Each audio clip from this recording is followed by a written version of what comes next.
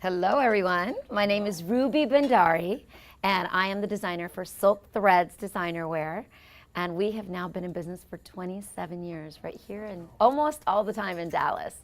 So I'm excited to be here, and I was so excited to hear Bill speak today and talk about the different things that the Rotary Club is doing, because what we do at Silk Threads is all based on charity. So I was really happy to hear about the sanitation issues that you're helping with, and it's so important to people all over the world. So thank you so much.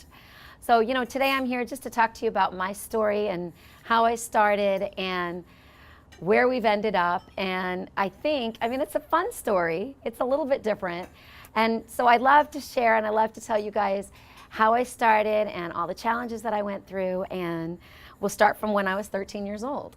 So I am an Indian American girl born in New York, raised in Austin, Texas.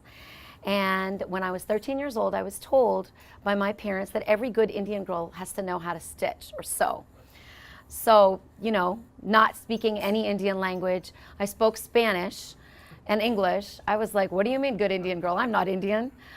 But still, I had to go for the sewing class, and I realized that I was able to sew my own dress, and I was able to do it with a lot of ease.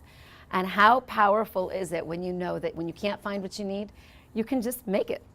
So that was very empowering for me.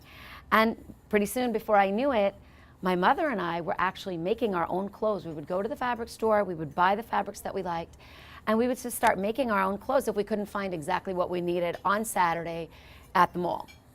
So every weekend we were doing this. We were cutting our own patterns. And then finally, we weren't even cutting patterns. We were just cutting the fabric and stitching and saying, hey, Friday night we have this party and we have to look the best.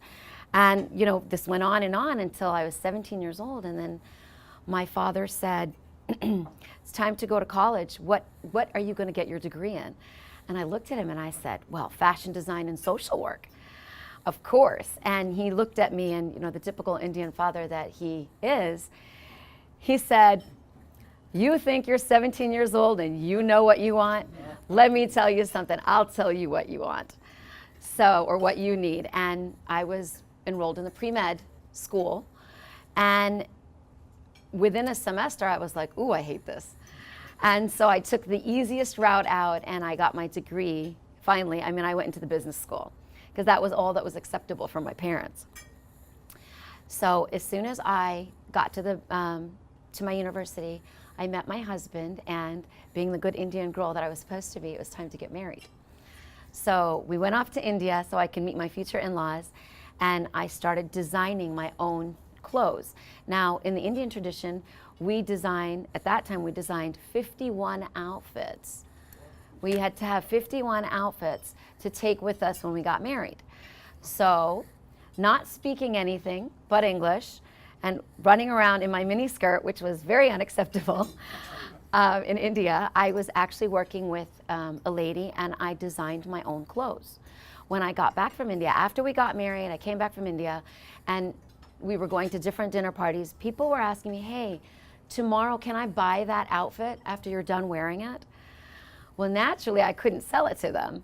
So I called my sister-in-law and I said, hey, I need to get a hold of this designer who made all my clothes with me, and I just need doubles of everything. So lo and behold, I had doubles of everything that I already owned. And so we got our very first shipment. I went and I registered my company as Silk Threads and in the end of 1990. And I got my first shipment. And then I called all my friends and family. My mom helped me. And we got 80 outfits in our shipment, and we sold all 80 outfits in 3 days. So I was like, wow, what a great business. I can just drop out of college. My dad doesn't know what he's talking about. So came winter break, and I rushed off to India so I could design my next shipment because nobody could design it for me. So I went to go design it myself and, created everything, and then we got everything shipped. Got it shipped to the US, and guess what happened? It got stuck in US Customs. I was like, oh my God, now what do I do? So I was advised that everything has to have a label that says made in India, dry clean only, 100% silk. I said, all right, now where do I get that? If I have to print it, it's going to take me at least a week. So the customs officer, very sweet, Gave me an idea. He said, go to Michael's and you can write it. I said, well, why can't I just get stickers? I can type out the stickers and I can stick it on every garment. So each outfit, to give you an idea, has 3 pieces. There's a scarf and a blouse and a skirt or a pair of pants. And every single garment needed to have this on there. He says, nope, it's got to be on a piece of fabric and it's got to be a permanent marker and it has to be stitched with needle and thread. So it was 20 degrees and it was stuck in the British Airways warehouse. So my friend and I, we bought this long tape that was fabric, wrote 240 labels, and we made our way to the British Airways warehouse. Over there, it took us 9 hours in probably less than 20 degrees as we held our fingers, we held each other's fingers, and we stitched on every single label. So defeat, no defeat. Totally, totally amazing. I got my shipment out and I called all my friends and I said, hey, you guys, I got my next shipment. Please come and buy. Well, guess what? They said, we love your stuff, but we haven't had a chance to wear it yet. So we're not quite ready to buy. And I said, oh my God, what do I do? So what did I do? I just went and I cried to my mom and I said, Mom, where am I going to sell these 80 outfits? And she said, well, I have a friend that owns a little Indian grocery store in Austin, Texas, and you can go and stand there and you can publicize to the people of Austin. So my husband and I, we went on a Saturday morning and we stayed there till Saturday night and we stood in the front of the Indian grocery store. Who's been to an Indian grocery store? Okay, when you go in, can you smell the spices? So I have these garments. At that time, an average garment at that time, and this was, I'm talking 1991, the average garment was $150. You can't imagine what they are today. So I had my rack of clothing, smelling like Indian spices all day Saturday, all day Sunday. I was smiling at everyone and I was my charming self and I said, hey, you want to come see? But people just kept looking at me and they would walk away. Well, at the end of the weekend, I sold 3 outfits. I was going to die. I was like, 3 outfits? I went home and I cried and cried and cried. And my husband said, I said to my husband, I said, I can't do this anymore. So we are not doing this. I said, I'll figure out how to get rid of the outfits and we're done. So I went from a great business idea to a not so great business idea. And he says, no, he says, your collection is fabulous. People just have to see you again and again. So we're gonna go there again next weekend. So the whole week went by, I was in school, studying, and then wasted our whole weekend again. Went all day Saturday, went all day Sunday, but this time I sold 5 outfits. So 8 outfits gone. 72 or 73 more to go. So he said, we're gonna do this again. We're gonna do this again and again until you sell all of them. I think he was just desperate to sell all the clothes because we invested so much money in them. But so we went the 3rd weekend and it was really different because people actually were smiling at me. And maybe there was some people that saw me the first weekend and they needed to come to replenish their spices or whatever it is they needed to buy, and they saw me there again. So this time people were actually walking up and they were looking at the collection and they loved it. So one lady walked up to me and said, hey, do you do fashion shows? So I thought really fast and, of course I'd never done one. I said, of course we do. So she said, great, we're having, a community event and we're about to do a fashion show and we'd love for you to show your collection in the fashion show. I said, great, sure, I've got this covered. I went home right away. I was really, really excited and I had to figure out how to do a fashion show. So after some research and calling all my friends at the university, they said they would model for me and I said, okay, we're gonna figure this all out. And we did, and we had the most fabulous fashion show, and it was the first time that I had an opportunity to show my clothes in front of 1,000 people. So after that, my friends were like, why aren't you doing the Diwali event at UT Austin? Now that's a really big event. There's several thousand students that are members, and they do a fashion show every year, but they're taking clothes from their mom and dad's closets. And they're just trying to make things work so that we can show the Indian culture. So this time, for the first time, UT was going to have a designer showing her collection. And so we did that in Austin, and it was fabulous. Well, it spread like wildfire. Pretty soon I had the University in Houston, I had Rice, I had Texas A&M, San Antonio, UT Arlington, SMU. Students were calling from everywhere. They said, oh, we heard that you do fashion shows. Can you do a fashion show for our next event? So I think I would have to say for the next 10 years, I was doing fashion shows in most of the major universities in Texas, which was fantastic. So, I finally graduated, and after I graduated, I thought, I need a more broad audience now. I can't just be catering to college students because the garments are expensive, and I need people who can afford these. So I said, well, what's going to make me look more important and less young and more official? So what did I do? I went out and I bought a car, which I could not afford. Because what makes you look successful? It's the car that you drive. So I was 22 years old or 23 years old, and I went to the Lexus dealership, and I said, I need something really sporty and young because I don't have any kids, but it's got to have trunk space. So I got myself the Lexus Sports Coupe, the Lexus 300 Sports Coupe, and it had great trunk space. I got a clean pearl white. And I was this young, hip chick, and I lived in this tiny apartment that was probably 100 years old, but I had the most fabulous car. So all of a sudden, people were like, wow, she must be successful. So I went to an Indian concert with my husband, and of course, we took the new car, though we had been eating ramen noodles for dinner every night for like days and days so that we could make our car payment. And we got noticed. We got noticed by somebody important.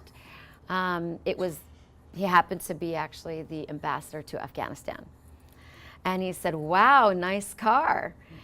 Would you like to come and sit in the front row with our family? And I was screaming from inside, and my husband just looked at me and he goes, no, no, no, no. I said, of course we would. And of course we were sitting in the front row and we enjoyed a wonderful concert. And before I knew it, he was introducing me to everyone. And he was saying, she's a wonderful young entrepreneur and she has a beautiful collection and my wife loves her clothes. You guys should go to her. And that just sort of started the ball rolling, and that's how clothes started selling.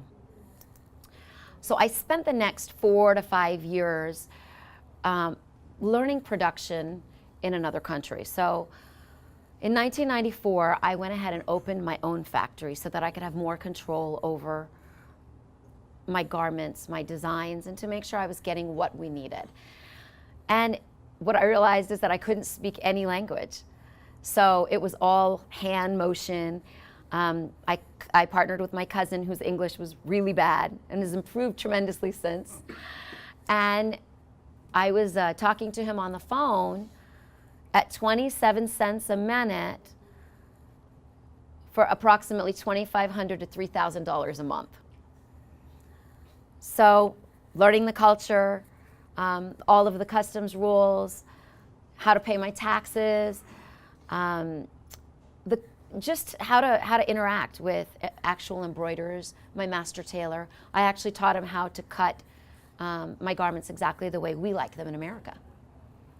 So then in 1999, I got another big offer to do a national doctors convention and do a fashion show with professional models. And they said, have you done this before? And I said, of course I have. I didn't know any modeling agency in Dallas. I didn't know anything but my friends from the university that just kept helping me with every fashion show. So finally, that was my time to learn about mainstream models. How does it work? How agencies work? And you know what? We actually did an incredible job. And for that show, there was 6,000 people. And they were all doctors and their wives and their families. So it was pretty amazing. So things just kind of went on and on from there. And then there was a huge turn in my business in 2001. So I already told you that my factory's in India. We're South Asian. And if anybody can guess what happened in 2001 that would have increased my business and started a huge bridal business for me. Any ideas? Thank you. 9/11 happened. And what happened was there was so many restrictions on traveling anywhere in South Asia that people couldn't travel anymore, but weddings were still happening. So literally every single person in Texas had to come to me to get their bridal clothes made if they were getting married the South Asian way. If it was an Indian wedding or a Pakistani wedding or an Afghani wedding, they had to come to me for me to design their clothes. So literally our business and the number of our employees quadrupled just to handle the load. So that was really, really big for us. I mean, it was big for the country in a very sad way, but it's funny how things that happen in your economy make your business what it is. So fast forward, 2009, I wanted to do something else for myself, for my community, and as I had told you before, my passion was design and social work. So since I couldn't get my degree in social work, I thought, why not do something for the community where I live and all the people that support Silk Threads and my collection all the time. So we had our first annual charity gala, Silk Threads' first annual charity gala. And it was probably one of the most amazing things that the South Asian community had ever seen, because charity is usually done outside of our city or outside of our country. And for me, my concentration, I was born and brought up here. And to me, my community right here in Dallas is so important. So we chose, at that time, our first one was the American Cancer Society. My husband was on the board, and he is very, very passionate about cancer because it is increasing every year, as all of you know. And we raised money just to give it back to them. We gave 100% of our ticket sales back to the American Cancer Society. And that was like the start of doing something like this every year. So today, we are now at our 9th year. It's called Cinderella. The theme is Cinderella, and it is on September 21st. And we are actually supporting Mosaic Family Services. For those of you who don't know who they support domestic violence awareness. Women and children can come in, and they are one of the largest in the city that have housing for them to come, and they take care of their therapy, their schooling, getting women jobs, taking care of the entire family to get them back on their feet. So we're really, really excited that we are supporting them this year. You know, after all the things that I heard that you guys do, I would love for you guys to attend. We're doing it at Hotel Lorenzo. They are our hotel sponsors. And that is the place where Tina Turner actually fled and stayed for 4 days when she was running away from a domestic violence situation. So they're very excited. We're very excited. And I think that the Rotary Club is a perfect place to tell you guys about this. So thank you for listening. I hope you guys enjoyed listening to my story. And if you have any questions, I'm open. Great. Thank you very much. Thank you.